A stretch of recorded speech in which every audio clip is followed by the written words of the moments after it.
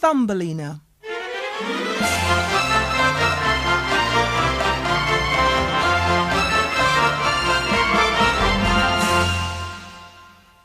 Once upon a time, there was a woman who longed to have a little girl of her own, to love and care for.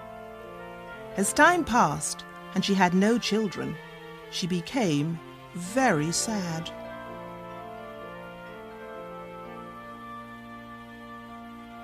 Then one day she heard of a wise old woman who could help, and she went to see her.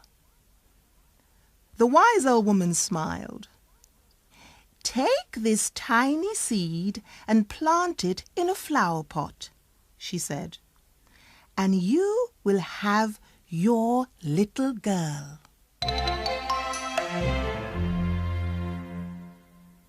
The woman took the seed home and planted it. Soon green shoots appeared, and a flower bud grew between them. At last the bud opened out into a beautiful yellow flower, and right in the center was a little girl, no bigger than the woman's thumb. The woman looked down at the girl. "Oh, how pretty you are," she said. "You are so small and dainty. I'm going to call you Thumbelina."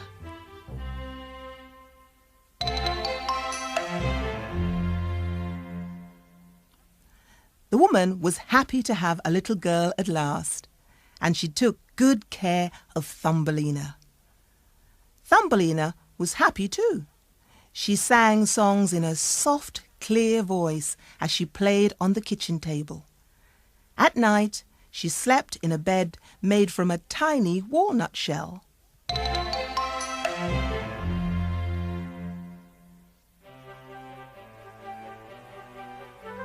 Then one day, a big toad heard Thumbelina's singing and hopped in through the window. "What a pretty wife you would make for my son," she said, and she carried Thumbelina away to the stream where she lived. The toad left the tiny girl all alone on a lily leaf and went off to find her son. Thumbelina didn't want to marry an ugly toad at all, but she didn't know how she could escape.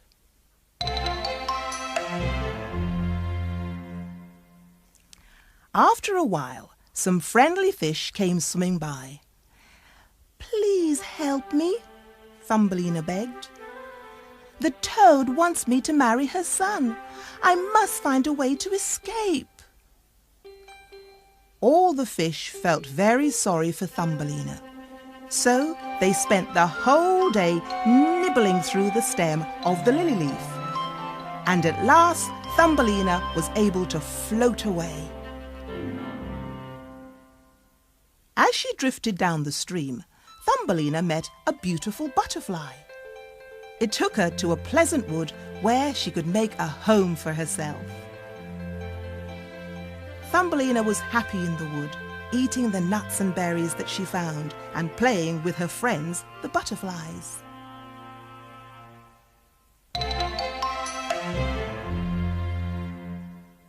But soon the days grew colder. When winter came, it was harder for Thumbelina to find food. Her friends, the butterflies, disappeared, and she was alone. Then one day, Thumbelina met a friendly field mouse who was just going into her little house.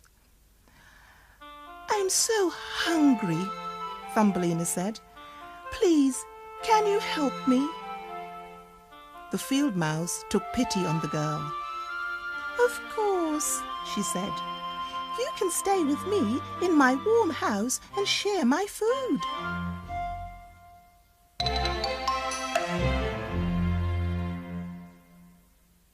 Thumbelina lived happily with the field mouse for a long time. But one day the field mouse said, "I can't keep you here much longer.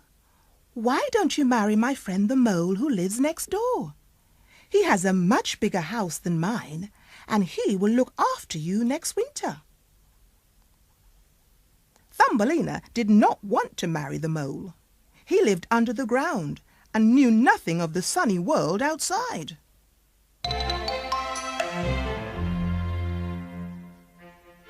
Next day, the mole visited Thumbelina. "Please come and see where I live," he said.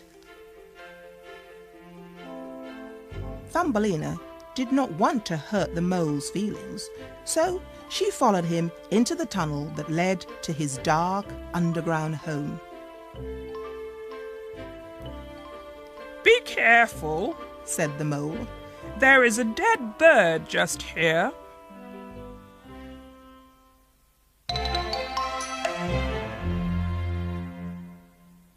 Thumbelina saw that the bird was a swallow.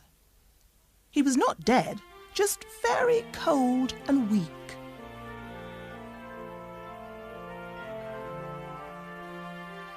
Thumbelina felt sorry for the swallow.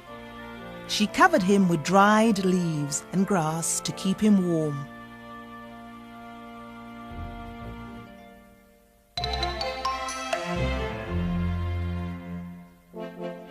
Thumbelina looked after the swallow all through the long, cold winter.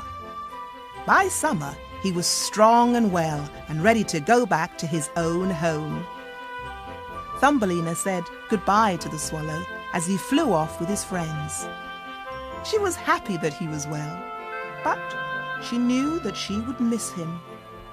And she was sad to think that before the next winter came, she would have to marry the mole and live underground.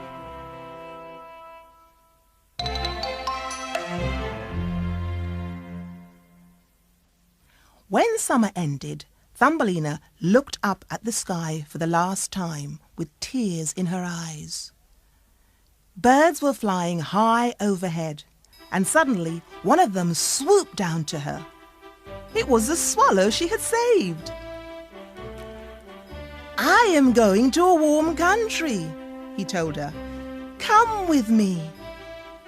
Thumbelina was overjoyed. She climbed onto the swallow's back and flew with him to a faraway land where it was always summer.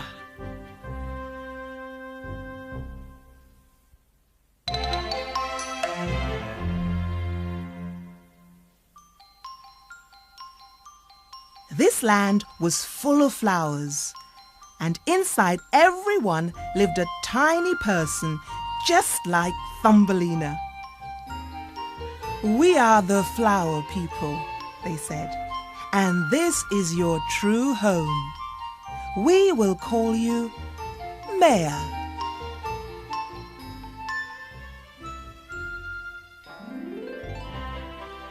Maya loved her new home.